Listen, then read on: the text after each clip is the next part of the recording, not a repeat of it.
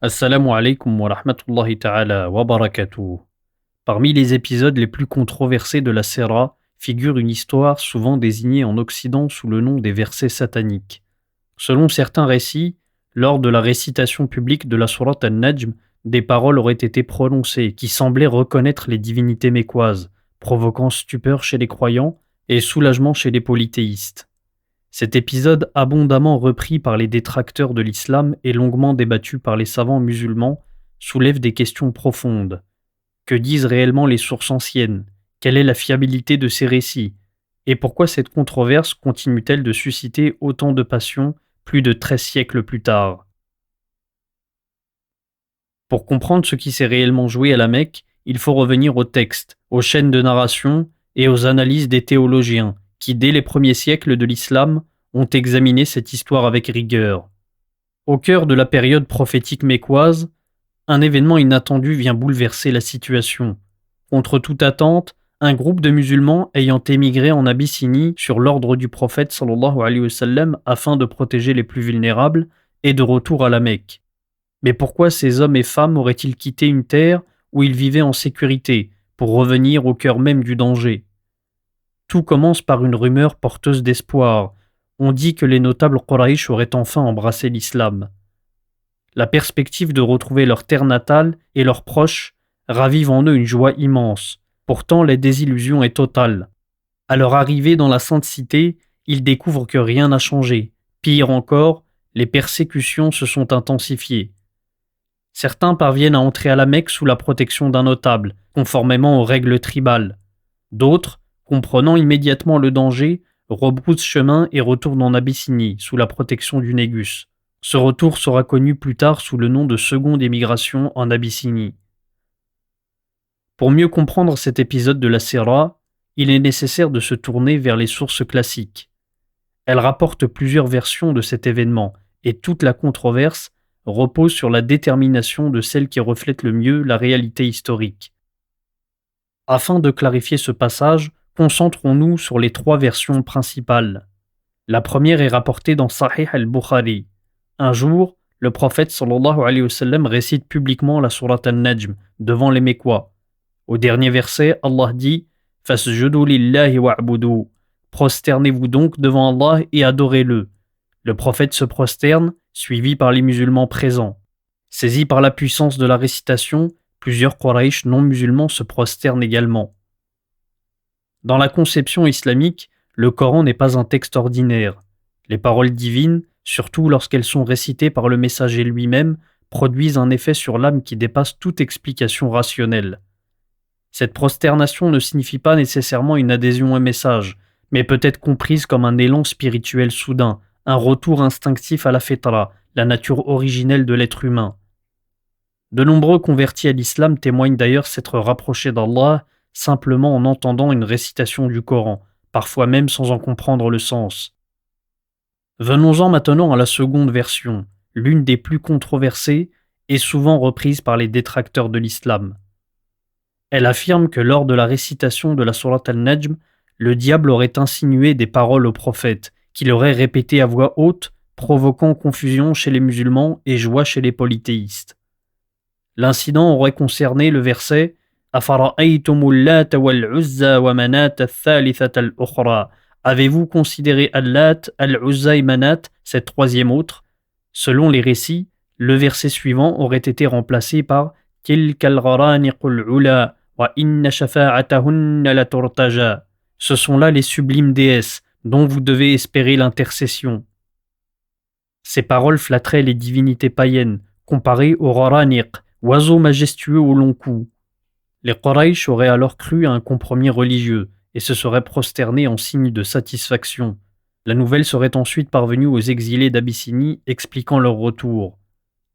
Cependant, si ce récit est largement diffusé dans certaines sources historiques, ces paroles ajoutées n'apparaissent dans aucun des recueils authentiques de hadith, ni chez Muslim, ni chez le Bukhari, ni dans la biographie d'Ibn Hisham. L'histoire est rapportée initialement par Ibn Ishaq et reprise notamment par At-Tabari, connu pour son travail encyclopédique consistant à compiler les récits sans toujours en vérifier la chaîne de narration. Par souci d'honnêteté intellectuelle, De nombreux savants ont néanmoins examiné ce récit, afin d'en évaluer la crédibilité. Ibn Kathir en a proposé une critique détaillée dans son célèbre tafsir. Selon lui, cette histoire est dénuée de crédibilité, tant sur le plan historique que théologique. La chaîne de narration est interrompue et s'arrête à un tabi'i, appartenant à la génération suivant les compagnons, qui n'a donc jamais rencontré le prophète. Mais l'objection la plus forte est théologique. Comment le prophète pourrait-il confondre la voix de Jibril avec celle du diable? Et surtout, comment concilier ce récit avec la protection divine accordée à la transmission de la révélation? De nombreux spécialistes du hadith et du tafsir ont partagé cette position, parmi lesquels le grand muhaddith du IXe siècle, Ibn Khuzayma, qui considérait ce récit comme une fabrication attribuée aux adversaires de l'islam. D'autres savants, en revanche, n'ont pas totalement rejeté ce récit, et parmi eux figurent aussi de grands noms de la tradition islamique. L'un des premiers à avoir longuement débattu cette question délicate est le théologien Ibn Taymiyyah. Selon lui, malgré la faiblesse de certaines chaînes de narration, l'histoire demeure plausible, car elle est rapportée par plusieurs voix indépendantes, même si chacune présente des lacunes. Pour confirmer son analyse, il s'appuie notamment sur les versets 52 et 53 de la sourate Al-Hajj qui dit « Nous n'avons envoyé avant toi ni messager ni prophète qui, lorsqu'il récitait, le diable ne jette quelque chose dans sa récitation.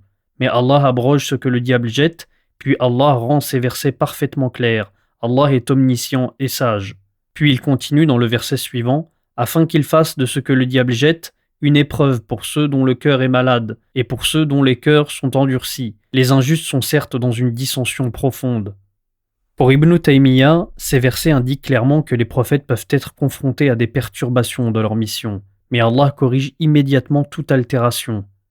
Il considère que de tels événements peuvent constituer une épreuve destinée à distinguer la sincérité des croyants et à les inciter à demeurer vigilants quant à ce qui est attribué à la révélation, même après la disparition du prophète. Il précise également que la notion de isma, la protection divine accordée aux messagers, ne signifie pas une impossibilité absolue d'erreur dans les aspects humains de leur vie. Elle désigne avant tout une protection contre les péchés majeurs, l'injustice et toute altération durable de la révélation. Dans cette perspective, une erreur involontaire immédiatement corrigée par la révélation ne contredirait pas ce principe. Enfin, une dernière interprétation beaucoup plus tardive s'est largement diffusée en Occident. Elle est aujourd'hui connue sous le nom de l'histoire des versets sataniques. Il est important de préciser qu'aucune source musulmane classique n'emploie cette expression. Le premier à populariser ce terme fut l'orientaliste écossais William Weir, dans son ouvrage Life of Mahomet. L'expression fut ensuite largement médiatisée par le roman satirique de Salman Rushdie, publié en 1988. Certains auteurs occidentaux ont cru voir dans cet épisode une faille, susceptible d'ébranler la crédibilité du message prophétique, oubliant que ce récit a d'abord été rapporté, analysé et critiqué par des savants musulmans eux-mêmes depuis plus de 12 siècles. Selon cette lecture critique, le prophète aurait tenté un compromis avec les Quraysh face aux persécutions, avant de se rétracter devant la réaction des croyants.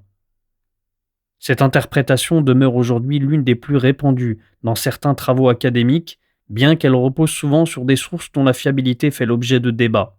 Pour beaucoup d'auteurs modernes, ce qui importe n'est pas tant la crédibilité historique du récit que ce qu'il évoque dans l'imaginaire collectif.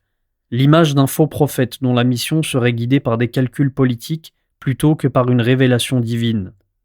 Certains s'appuient pour cela sur le très controversé critère d'embarras, un principe historiographique selon lequel une tradition plaçant le fondateur d'une religion dans une position embarrassante aurait davantage de chances d'être authentique. Mais même si l'on accordait du poids à ce raisonnement, une question demeure. Comment expliquer qu'aucune source ne fasse état d'un compromis doctrinal durable entre le prophète et les Quraysh, ni avant ni après cet épisode? Les sources islamiques sont pourtant connues pour n'avoir rien dissimulé de sa vie, pas même les événements que ses adversaires jugent les plus dérangeants. Quoi qu'il en soit, cette histoire continuera de susciter débats et passions, aussi bien chez les musulmans que chez les non-musulmans. Elle témoigne également du sérieux des théologiens classiques qui, loin de chercher à dissimuler un passage jugé sensible de la Sira, l'ont examiné, discuté et critiqué afin d'en distinguer l'authentique du douteux. Cet épisode n'a jamais été et ne sera jamais le pied d'argile de l'islam. Il illustre plutôt la vitalité d'une tradition savante, capable de se confronter à ses propres sources, d'en débattre avec rigueur et d'assumer la complexité de son héritage. Car au-delà des controverses, une réalité demeure inchangée. Le message proclamé à la Mecque n'a jamais transigé avec le monothéisme absolu, et l'histoire n'a retenu ni compromis doctrinal, ni renoncement à l'unicité divine. Et peut-être est-ce là l'essentiel. Je vous donne rendez-vous demain pour un nouvel épisode de la révélation dans l'histoire. Wassalamu alaikum wa rahmatullahi ta'ala wa barakatuh.